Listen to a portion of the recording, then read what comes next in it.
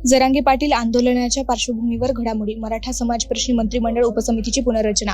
अध्यक्षपदी राधाकृष्ण विखे पाटील. मनोज जरांगे पाटील यांच्या आंदोलनाच्या पार्श्वभूमीवर राज्य सरकारने मराठा समाजाच्या प्रश्नी मंत्रिमंडळ उपसमितीची पुनर्रचना केली आहे. विशेष म्हणजे जलसंपदा मंत्री राधाकृष्ण विखे पाटील यांच्याकडे या उपसमितीचे अध्यक्षपद देण्यात आले आहे. याआधी चंद्रकांत पाटील यांच्याकडे हे पद होते. या उपसमितीकडे मराठा आरक्षण विषयक प्रशासकीय आणि वैधानिक कामकाजाचा समन्वय ठेवणे, न्यायप्रविष्ट प्रकरणांमध्ये सरकारची बाजू मांडण्यासाठी नेमलेल्या समुपदेशींशी समन्वय ठेवणे, न्यायालयाने दिलेल्या आदेशांची अंमलबजावणी करण्याबाबत कार्यपद्धती ठरवणे, मराठा समाजाच्या कुणबी नोंदी शोधून त्यांना दाखले देण्यासाठी नेमलेल्या समितीचे अध्यक्ष आणि निवृत्त न्यायमूर्ती संदीप शिंदे समितीशी समन्वय राखणे, मराठा आंदोलक तसेच शिष्टमंडळाशी चर्चा करणे आदींसह विविध कामांची जबाबदारी देण्यात आली आहे. या समितीमध्ये मंत्री चंद्रकांत पाटील, गिरीश महाजन, दादा भुसे, उदय सामंत, शंभूराज देसाई, आशिष शेलार, शिवेंद्रराजे भोसले, माणिकराव कोकाटे आदींचा समावेश आहे.